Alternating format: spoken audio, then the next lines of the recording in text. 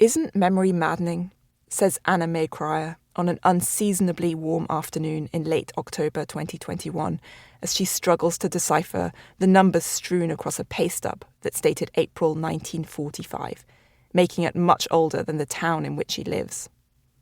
Cryer lives alone in Levittown, Pennsylvania, a planned community in Bucks County, northeast of Philadelphia, where each house resembles the next, save for a varying array of political flags and garden gnomes that flank the front doors and porches.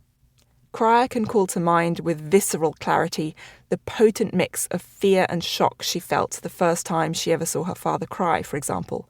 It was 1941, and her brother had just boarded a train for the Second World War. But she can't for the life of her remember whether or not she bought Coca-Cola at the grocery store yesterday, or what she did with that letter she once received from Barack Obama, commending her on the work she's doing to get women's wartime efforts recognised more widely. "I'm walking history," she says, as she stretches out a stiff hip that's been aching since she mowed the lawn the previous day. "But I'm also running out of time. I need to tell my story before it's too late." Cryer is 95 years old. Her life so far has spanned the terms of 17 presidents, of whom Franklin Delano Roosevelt, she concludes after some consideration, was probably her favourite. She has 8 great-grandchildren and 3 great-great-grandchildren. Norm, her husband of almost 7 decades, died in 2014, and she frequently sits in the comfortable chair in the living room by the urn containing his ashes and asks for advice or just talks about her day. He always was, and still is, a great listener. In the morning, Cryer usually drinks coffee in her garden, often 2 cups, and talks to whoever might be listening, even if it's just the nervous sparrows and the changing trees. She runs errands in her red Chevrolet pickup truck. Her grandkids laugh at the fact that the windows still need to be wound down manually. A few times a week, Cryer tends to her yard and to her neighbour's yard when they're on vacation. Every day, twice on most days, her son Norm Jr. checks in. He lives just down the road, but at the age of 74, he's starting to find even the short trip to his mother's house a little taxing.